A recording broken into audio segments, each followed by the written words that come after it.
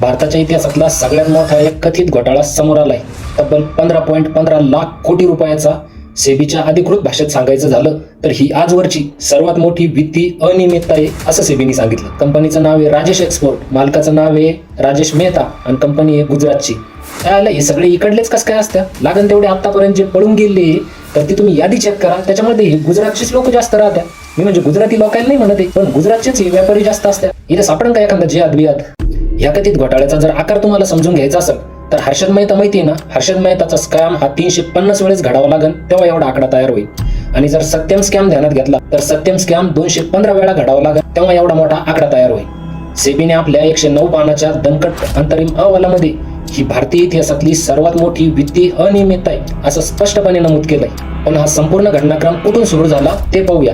तर 11 मार्च 2024 रोजी या कंपनीचा एक जागृत भागधारक होता, तोच डायरेक्ट सेबीकडे जातो आणि तो कंप्लेंट करतो की तो म्हणतो जी कंपनीचा अकाउंट बुक आहे त्याच्यामध्ये आणि कंपनीच्या नफ्याचा जो ताळेबंद आहे का याच्यामध्ये प्रचंड अनियमितता आहे.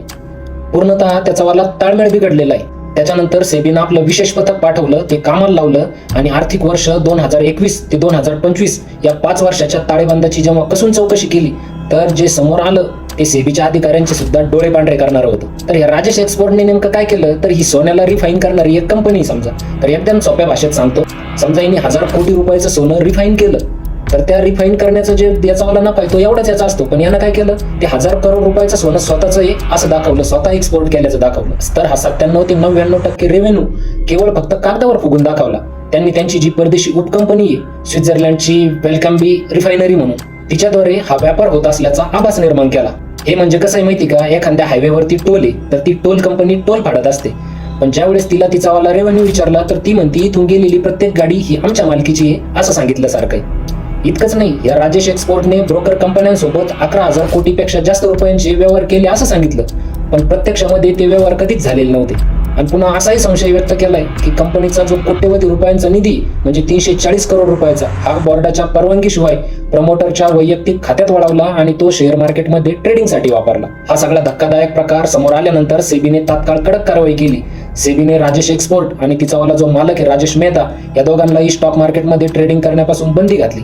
तसंच कंपनीचे जे सगळे खाते त्यांचं वाला फॉरेन्सिक ऑडिट करायचे आदेश दिले. दुसरीकडे राजेश मेहतांनी हे सगळे आरोप फेटाळून लावले. ते म्हणले हा केवळ एक मिसकम्युनिकेशन आहे आणि हा केवळ अंतरिम आदेश आहे, अंतिम आदेश नाहीये. तर असं प्रत्येक जण सांगत राहतो. आता तुम्ही विजय माल्याचंच उदाहरण घ्या, तो तरी म्हणतो का मी दोषी म्हणून. तर बघा, देश चांगल्या हातामध्ये. बाकी या मोठ्या कॉर्पोरेट फ्रॉडवर तुमचं काय मत आहे हे तुम्ही कमेंट सेक्शन मध्ये सांगू शकता आणि अशाच अपडेटसाठी मला फॉलो करा. जय हिंद, इन्कलाब जिंदाबाद.